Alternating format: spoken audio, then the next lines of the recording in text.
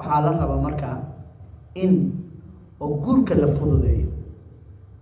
haddii oo guurka la adkeeyo ogow macsiyadana way soo fakaneen.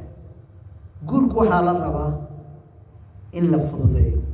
haddii gabar lagaa soo doonto inaad adig aan adkaynin oo adiga hataa gabadha haddaad wax ku dari kartid adiga hataa ninka aad u guurisid fiican.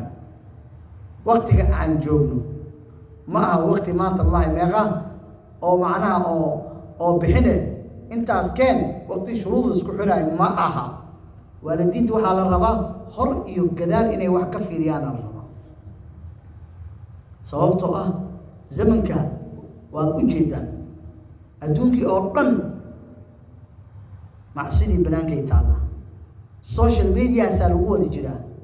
wiilkaada ma taqaanid, gabadhaada ma taqaan wuxuu samaynayo, ma ogid gabadhaada waxay ku mashquulsan tahay.